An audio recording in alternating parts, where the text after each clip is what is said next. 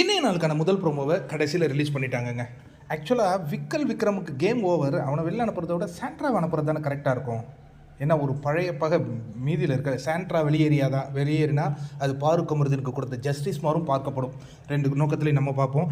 இப்போ விஜய் சேதுபதி வந்துட்டார். விஜய் சேதுபதிக்கு பயங்கர கோவம். நான் இப்போ கேட்குறேன், எக்ஸ் கண்டஸ்டன்ஸ் உள்ளே போய் கொண்டாட்டத்துக்கு போனாங்கன்னா என்ன எனக்கு புரியலையே. என்ன கொண்டாட்டத்துக்கு போவாங்க? உள்ளே போய் இவங்களை பற்றி பேசணும். டாஸ்க்லாம் பிக் பாஸ் தான் கொடுக்குறாரு. அங்கே அவங்க சுத்தலில் தாங்க விடுவாங்க. அவங்க என்ன உப்புக்கு சப்பானியா விஜய் சேதுபதி அவர்களே? அவங்களும் ஏதாவது பண்ணத்தான் செய்வாங்க.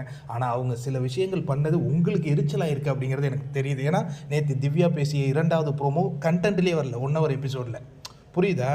அதாவது இவருக்கு சாண்ட்ராவை ஒரு பரிதாபப்பட்ட ஒரு நிகழ்வாக மக்கள் நம்பணும். அதை அப்படியே அவர் எவிக்ட் பண்ணி கூட அனுப்புவார், இல்லை ஃபினாலே கூட அனுப்புவார்.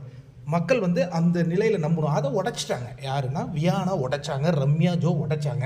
இது இவருக்கு இங்கே பயங்கர ஆத்திரத்தை கொடுத்துதா, இல்லை பிரஜன் ஃபோன் பண்ணி சொல்லியிருப்பாரோ, மச்சான் என்ன மச்சான் இந்த மாதிரி பொண்டாட்டியோடைய மொத்தத்தையும் நாடகத்தையும் வெளில போட்டு விட்டாங்க, என்ன பண்ணுறதுன்னு தெரியல அப்படின்னு ஃபோன் பண்ணாரா? எனக்கு சந்தேகமாக இருக்குது. நான் விஜய் சேதுபதியை இப்போ ஹோஸ்ட்டாகவே பார்க்குற ஒரு மனநிலையிலேருந்து வெளில வந்துட்டேன். ஏன்னா எப்போ ஒருத்தவங்க ஃபோன் பண்ணி எனக்கு அழுத்தம் கொடுத்தாரு, நான் ரெட் கார்டை தூக்கிட்டு வந்தேன்னு சொன்னீங்களோ அப்போ நீங்கள் ஹோஸ்ட் இல்லை.